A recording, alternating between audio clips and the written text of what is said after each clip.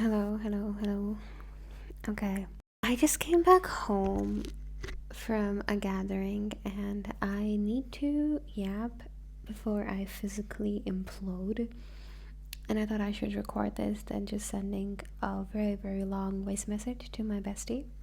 Anyways, for some context, my mom essentially was invited to a gathering of sorts with all her family friends, and I was also invited because it was just girls and women, and I was like, oh wow, that sounds very lovely, I would love to come.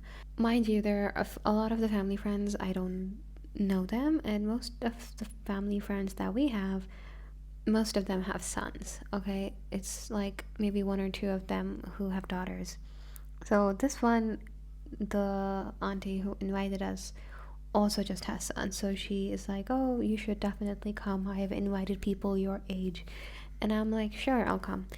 And I go there, and there are people I've never met before. So I try to do the best at socializing as I can. And the girls, quote unquote, that were supposed to be my age were actually kind of older than me. And they were all graduated. One of them was married, the other was married and had a kid. The third one was kind of almost my age, but she was very quiet. I could not get her to talk, which is okay. But I think what was shocking, interesting, I don't even know what to say, was like how young they all looked. Like, I don't know, they just looked like girls, if that makes sense. Like, in my mind, for some reason, pretty sure it's because I've not been around new parents or newly married people, but they were just so young, and I'm just looking at these girls, especially the one girl who was married and she had a kid with her. Like, I just wanted to ask, like, is that your kid or is that, like, I don't know, someone else? But I stayed quiet. I figured out it was her child. And both of those girly pops, they were doctors, so they did their like their schooling and everything. One of them applying for USMLE, the one that is married, the one that's married and has kids. She graduated, and I don't know if she's practicing right now or not. I'm not really sure. I didn't ask much because I just felt like that wasn't something I should touch. But again, they were so young, and I don't know how to process this because I think the layers of it were interesting because I was trying to talk to them, I was trying to like get whatever information I can out of them, but somehow like the conversation was just about the child, and I don't mind that because like it's okay. But at one point, I was so done. Because I was like, what do I talk about? Like, do I bring up the heavy topics? Like, do I ask them, are you happy being married? Like, do you regret being a mother? Like, I don't think I can ask that because I'm not close to her. It's just literally the first time meeting her. But yeah, and the child was like 1 year old. It was a boy. It. Yeah, he was interesting. He was just like how kids are, just being a pain. And I don't hate kids.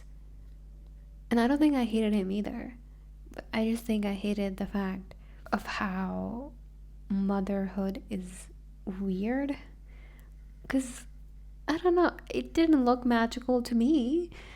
I wanted to ask, but I didn't. But I also feel like no one ever really confesses that, oh, I hate being a mom, or oh, it's terrible. And I feel like those conversations should be very open because it's okay if you don't like your kid. I mean, that's literally the entire point. You don't have to love them all the time. Sometimes it gets exhausting and it's fine. Like we have established that even if you're in a relationship with like say your partner, there are times when you will get really sick of them. And then you work towards it and hopefully in the end you don't hate them. But that's a literal kid. They're not doing anything in return. So it's okay to feel frustrated at a lot of moments and then you work on yourself and that's like completely okay. But there should be channels where you can talk about that and be like, oh, yada, yada, yada, yada. And so that girly pop was just talking about her kid. Like there was nothing else that she could talk about. Like everything had to be about the child. And again, I don't mind it. But I was like, I think, I don't know why. I just felt like who are you as a person? Like that's scary. Like I was hoping this new generation of girls or parents will somehow be different or not lose their sense of identity. But perhaps that's like maybe that's part of the process, you know, like maybe that's what it is. A kid is on the second realization I had. It's so hard to keep a human child alive. Like the kids or the children of animals, like they just come out the womb and they know what to do. This child literally was, he just wanted to kill himself like at every single moment, and we all were just trying to make sure he doesn't kill himself. And I think the worst part of them all was the fact that, I don't know, I was just like, you're so young, you're just a girl. But it's, that's the crazy part. Like these are the same girls and women that won't be allowed to have any sort of autonomy over whatever they want to do, where they want to go, yada yada yada. But suddenly, this big responsibility of being a mom or being a partner is just thrown at them like, okay, go, shoo, shoo, deal with it. And I think the one thing that just made me want to cry the most was the fact that this was a boy. This was like a little boy, like a tweety peety little kid. And us four girls, four? Yeah, us four girls were just keeping him entertained. I was probably doing the least work. I was just in the background. They already knew each other, so they were all pretty close. So they were just playing with the kid, being goo goo gagaing, and I was just kind of bored. But then I realized if I ever do adopt kids, they're gonna have interesting childhoods because I'm clearly not gonna be that kind of parent. So that would be interesting. But I think at one point we were on the roof and we were just playing. I don't know what we were doing. We were playing, there was this ball there, so we were just passing it on to each other, and the child was like laughing at that. He was 1 year old, he still couldn't properly walk or talk. It was something. And like he was laughing at that, and all the other girls found it very cute. His mother found that adorable. And so I kind of went with the flow. But I don't know, seeing that, it was just something.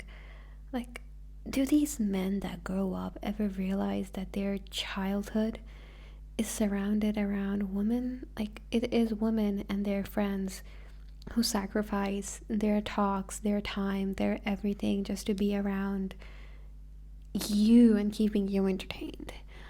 Like, men don't do that. Men see a kid and they're like, okay, I'm done, after throwing him left and right and doing whatever they want and then being like, okay, da da bye bye. And then I was hoping, like, because I couldn't ask them, like, is your husband an equal partner? And I was like, I don't think I can ask that. So I waited for hints to drop to see if he is a good father. I haven't seen the man, and the hints were not good. He was talking about how it's difficult to, because I asked them if they are watching anything or if they consume any media, and the mom is like, oh no, I don't. I just never did, and now after having the kid, it's more difficult because, yeah, because it's a kid and you need to keep him alive. And she was talking about how like he spills everything on the table that's in front of the TV and yada yada yada. And she was talking about her kid, and then she's like, oh, one time my husband was watching a movie, because we literally cannot watch a movie with a plot with a kid with us, and that makes sense. And she was like, oh, so my husband was wanted to watch a movie, and he literally banned us from coming into the living room just so he can complete his movie. And I'm like, oh my god. And this other time, this another story that she told was when she was, she baked a cake and she had a knife in her hand, and her kid was playing with a coffee table, and while holding these two things, she tells the kid, hey, don't play with that, it will fall on you. And in that moment, the coffee table falls on this kid, and she's like, I panicked, my reflex action didn't work, I didn't throw the knife or the cake away to catch him, the table just fell on him. And what was the husband doing? He was just there watching TV. But she's like, but no, my husband couldn't even, like, his reflexes didn't even work. Like, girl, hello? Again, I didn't say anything. The amount of times I shut the heck up in this entire gathering is astonishing. And these are like the two instances where I was like, okay. And this third instance was, this kid had like brown, sort of curly hair. And the mom, she loves his hair, so she was like sad because he recently got a haircut, even though I don't see where the haircut is. Like, this kid's hair are pretty long, because I've mostly seen kids who are bald, because really that helps with the hair growth or whatever.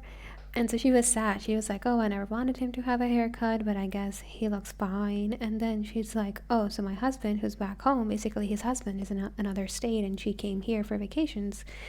And she's like, "Well, when my husband saw this, he was like, 'When you guys come back, I'm gonna shave his head off.'" I'm like, "Why? Excuse me?" And like throughout the whole conversation we were having, like randomly it would be brought up. She's like, "Oh, I don't want him to go bald. Like, I had to convince my husband to not get him bald during winters because it's so cold. Like in the summers we can think about it." And I'm like, "Girl, that's your child. Excuse me, ma'am. No one can decide. Like, hello." And then of course that she was like, "Oh, so I was going to an event and I couldn't take him with me because it was no kids event, and it was all girls event, so I left him with my husband." And apparently she's like, "But you wash the kid, you change their diapers, you feed them before you leave the kid, and then you tell your husband, like, if he cries, just give him a bottle." That's not very equal parenting of your partner, ma'am. And then the second girl, who was also married, her husband has a green card, so I was like, okay, at least she's getting something out of that marriage. She didn't talk much about her husband at all. The only thing she told was that when I asked if you guys consume any media, was that she's like, "Oh, I watch a lot of movies with my husband and his family because they like watching movies." And I'm like, okay. And that's literally all she said. I tried asking a little more, but she didn't say anything, which in itself is a red flag. But I was like, okay, if you don't want to talk about it, I won't ask. But I think the most astonishing thing was while we were playing on the terrace or like on the roof or whatever, it was just so weird because I feel like when we were young, me and my cousins, we used to play on the roof because we weren't allowed to go in the streets. After you hit a weird age where like you're not a kid anymore, but you're not an adult and not a teenager either. So it's like a weird age, and we weren't allowed to go in the street. So we used to play on the roof, and the roof isn't that big.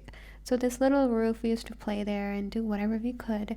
And then after Maghrib, we had to come downstairs. We couldn't stay on the roof after Maghrib because whatever. There were a lot of superstitions, but in the end, it was like, your girls come back inside. And it was weird seeing that that was our childhood, and now literally this one girl being a woman, being a mother, and we are still on a roof playing with this kid, a boy whose childhood starts from a roof surrounded by women who have limited freedom and autonomy. And somehow this very same kid forgets his roots and then go out into the real world claiming as if he owns everything. Do you realize the sacrifice so many women give for you to grow up? And it also saddened me to see how my mom was at that age when she had two kids. You look at your mom, or you think of your mom in your childhood, and you imagine like a very strong person, a very strong persona, someone who would protect you if anything goes wrong. And now looking at these girls being mothers, I'm like, my mom was so young. My mom was just a kid. My mom was just a girl when she had us. Like, that's crazy. And that made me so, so sad. Like, was this the point in my mom's timeline where everything got consumed with kids and family?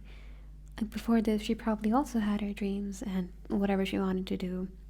And mind you, the fact that most of my family friends are boys also means that when I was very, very young, we all used to play together, and I was like the only girl there, and it was okay. We used to fight, and all these aunties and uncles who had just sons, they would always defend me. If their son does something, or he, steals my toy or talks to me rudely, I would go to their parents, like the boys' parents, and be like, "Excuse me, your son is being annoying. Can you deal with this?" And they would deal with it. It's like, it was all very fun. But again, you go to that one random age where you can't really play with them anymore. Like, it's not that someone just suddenly say, "No, don't play," but it's like the jokes gets weirder, or they make remarks with each other or say stuff that you don't understand or be like, oh, she's a girl, she don't understand that, which probably means the joke is inappropriate and no one should understand. And then you stop playing with them, and then you have to go sit with the aunties, and the only thing the aunties talk about is their abusive marriages. Mind you, I've never sat through, thankfully, a conversation where a grown ass woman is telling or excusing physical abuse, because I can only assume that it hasn't happened or hasn't happened publicly, but we don't know what happens behind closed doors. But almost always those conversations with aunties revolved around their emotionally abusive marriages, like extremely emotionally abusive marriages that me as a kid who had no access to the internet or the so-called feminist propaganda could tell this was wrong. Me, a kid with like a limited brain power and emotional intelligence, was like, how are you, that's wrong, that's criminal, why are you dealing with that? But those conversations always ended up with all those aunties looking at me and being like, someday you would have to deal with that as well. And in the end, you just have to deal with it. Like, there's nothing we can do. And they would always almost shit about some hypothetical girl who's like getting the bag and she's like, screw men. They would always be like, you can't be like that. I mean, that's like ruining family structure. So before even podcast bros existed, before I even had the chance to look at them, unfortunately, there were podcast aunties that I had to sit through. And I'm gonna tell you, hours and hours of these talks because there was nowhere else I could go and I just had to sit there on my phone. And I didn't have social media at that time. So you can imagine how bad it was. And I tried asking the mother a lot of like, I tried asking her like her hobbies or what she liked because I was hoping she would want to engage in a conversation outside of her kid. Because I feel like as a society, we also make the mother's life all about the kid. And I tried asking her, she didn't have an answer, or the conversation would always end up with her talking about her kid. So I was like, I don't know if you want it or if you don't want it. I'm so confused. Is there anything I can do? But then in the end, I just laid down in the corner and tried to go to sleep. I almost slept. It was me who was almost sleeping, and then seeing me and the kid also got sleepy. So that was that. I was so bored, and for a second, I was like, wait, so if I never, go down this traditional path, and like, would I have to sit through this? Like, that's crazy. That's absolutely crazy. Like, please talk about something else. Because I feel like as a person, it's not just like, oh, I hate kids or I hate this or I hate that. But as a person, I enjoy talking more about like ideals and media and art and this and that. So when people just talk about incidents or instances or what happened, I just get bored. I can't sit with those people. And then after a while, after a lot of whiles, I was so done. And eventually, after they left, we were still there. So I went and sat with the aunties, and they were just one auntie left, and the host, and my mom and I. And we were just sitting there, and my mom was trauma dumping about her marriage to that auntie. And that auntie was like, she's like a bit of a, you can imagine, like the best you can imagine, not being a feminist, but like not being delusional. But she's still married, and I'm pretty sure she also went through her fair share of abusive marriage or whatever. But she was shocked at seeing my mom. She's like, wait, so to my mom, that you did an MBA, like a master's in business administration, and you never had a job because you just were stuck taking care of kids? Hello? And like how most women who have spent their entire life taking care of their family, and towards the end they have no sense of self-identity and they don't want to look back at their trauma, they say, it is what it is. Now we're at the end of our lives and we might just not look back. Which is what I would say is being called suppressing trauma. Like, you're like, you know what? We're towards the end. Let's suppress this shit out of it because we won't have to deal with the consequences because we'll be dead. Which is an interesting approach, I will say. If it works for you, I don't know. But I can't imagine, like, it must be so depressing. That's what I'm trying to get to. Like, you look back at your entire life and you've done nothing. Like, I understand the social pressure and the social dilemma of saying like, oh, motherhood is like a light in your life, that's like all you're made for. It's like whatever. Like, sure, I think we're made for like reproducing or whatever. But I feel like more than just reproducing, what we're actually born to do is to pass on ideas and pass on ideals. Like, we're there to tell the next generation to learn from our history and make better decisions. But what we do is that we just make the kids their entire life to the point that we don't know who we are as a person. And slowly that kids grow up, and that kid is clearly growing up and thriving in a world that is so much different than yours. So they won't be the same or the way you expect them to be. But it's so weird. It's like, if you look at from a child's perspective, I can see you don't want your parents to control you. You don't want your parents to like tell you what to do because it's your life. But then when you look at it from the parents' perspective, they literally like they did everything that they could, especially the mothers. The fathers, shut up. Like the moms, they just did everything, and in the end, they just get kids who are just. Ugh. And I have yet to see like a good son. I feel like most boys, like, they grow up to be mama's boys or whatever, and then they get married. Like, oh yeah, they grow up and then they get to go through their teenage phase or young adult phase where they're absolutely disrespectful and insufferable. And then they get married, and then they realize they have responsibilities towards their wife, but rather than tending to those, they remember their mothers. They're like, our mom, we need to respect her and love her. And now suddenly they realize that they have to give back to their mothers, and in that process they just completely ignore their wives. It's a mess. It's like every woman has a story that's like, I am waiting for the day a woman comes to me and tells me about her married life, like after she got married and whatever happened. And it's humane. Like, I'm not even asking about perfect, I'm asking humane. Like, they can just be like, oh yeah, it was a house we lived in and it was nice. There were problems, we fixed them.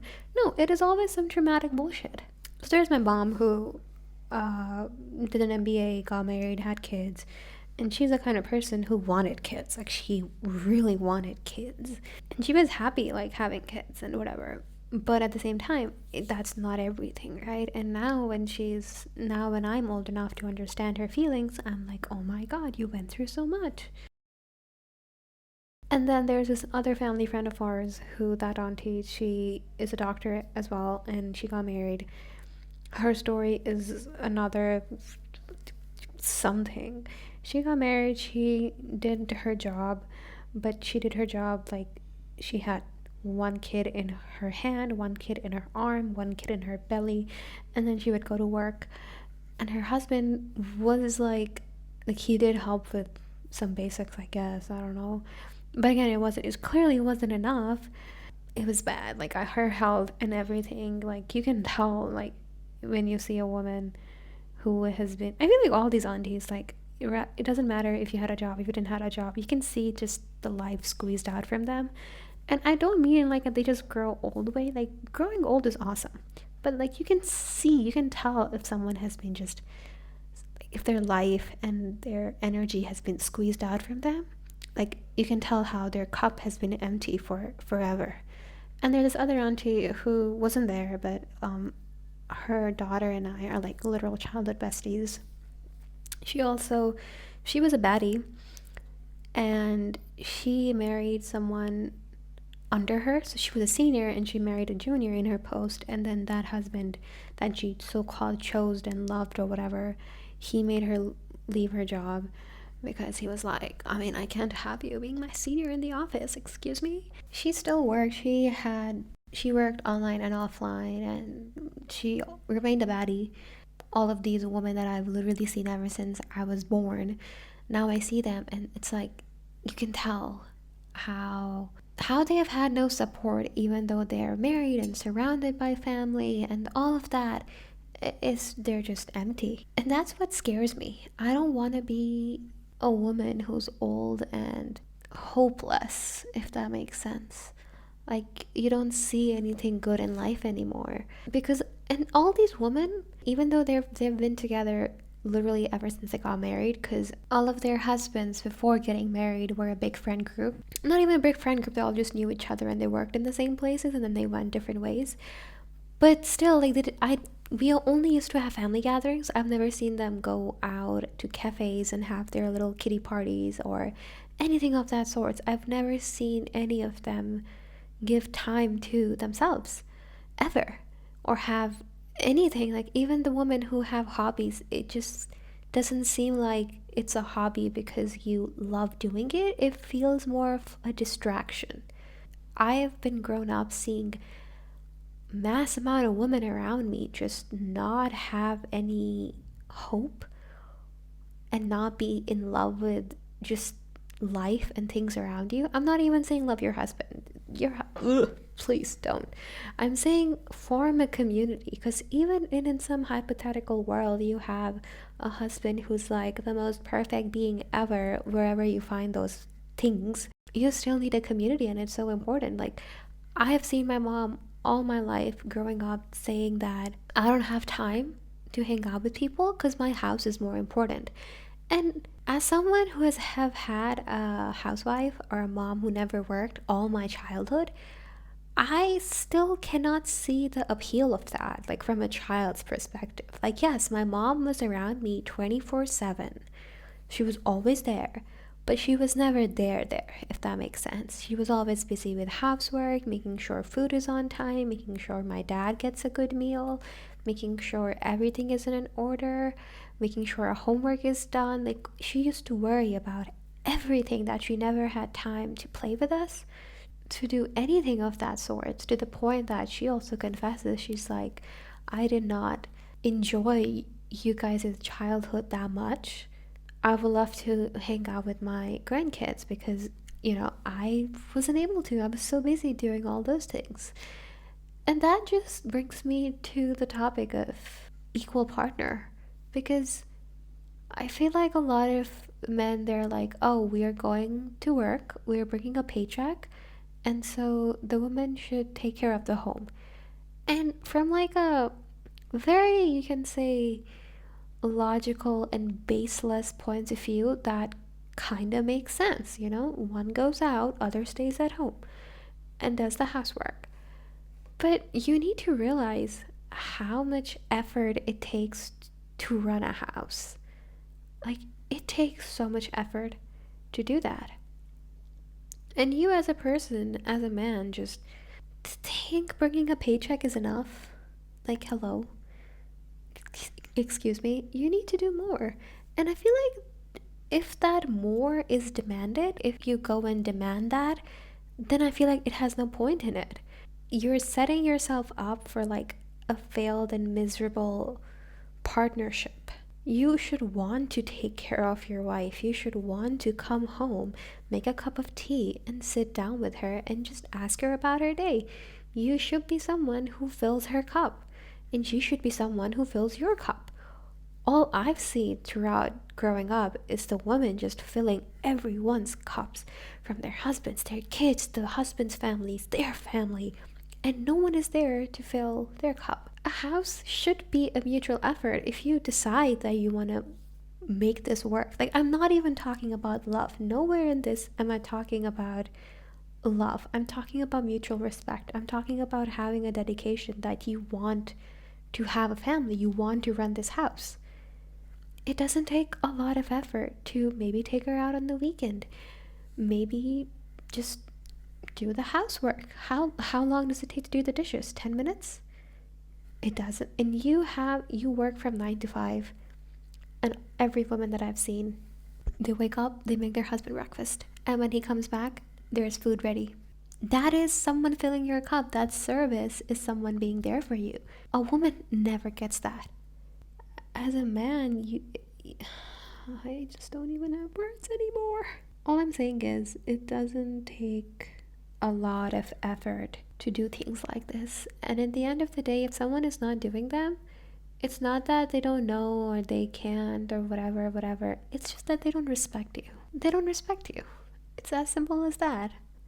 I don't know where I'm going with this. I feel like this entire generation of women has been wild. I've seen these women even go against each other and be like, no, I don't want to sit with women because all they do is gossip and ruin each other's houses. They backbite and they talk shit about, like, each other's husbands, and they convince one woman that your husband is bad and you should leave. And so for a good amount of time I was like, oh my god, women are bad. They, you should not entrust your entire life with someone because they will ruin it for you. But now I'm like, that's literally how abuse works. Because number one thing about abuse is you isolate that person so that that person cannot go out and tell someone about their situation, because their friend will be like, that's bad, you should leave, and bring that sort of logical perspective. But that person would be like, you're a bad person now because you told me to leave my husband. Like, excuse me. It's like this whole system is so perfectly designed that once you move one block, you can see how disoriented and harmful the entire structure is. I think the conclusion of this is that it's not hard. It's not hard to take care of someone. So if someone chooses not to do that, you should take it as a sign. Oh, yeah, all of these women that I know, they have gotten so much shit from their in laws, and their husbands have never stepped in and be like, don't do that to my wife. Never. They will always have a traumatic story to tell you that their in laws did to them. To the point you will be like, excuse me, this is the 21st century. Where is this story coming from?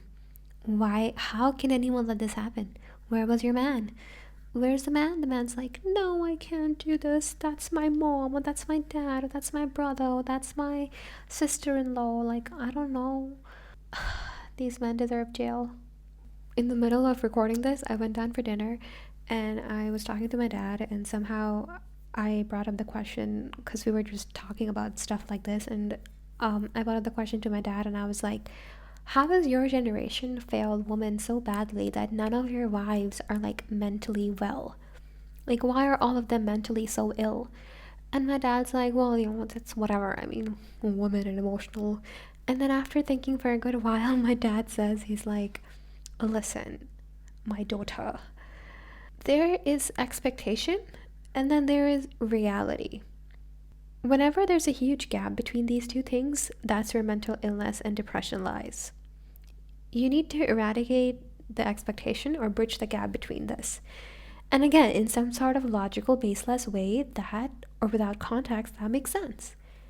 But then my argument was that no one is marrying a man who was like 5 feet and being like, I want a 6 feet husband. Come on, baby girl, grow up. Get me one whole foot in somewhere in there. I don't know. And I was like, that people or women, they're asking something you're already capable of. They know that their husband is capable of loving and caring because he's clearly doing that to his family and to people outside and everything else. But somehow he's lacking when it comes to his wife. That's where depression lies, when you realize someone is capable of love and care, but you are not worth doing that for. My dad didn't say anything. That argument so was set in stone. He's like, okay, I kind of agree with you on that one, which never happens. We always are just on it. So that was something. I hope this made sense because I didn't have a script. I didn't have anything. I didn't even have pointers. I just sat down and I yapped. So that is something.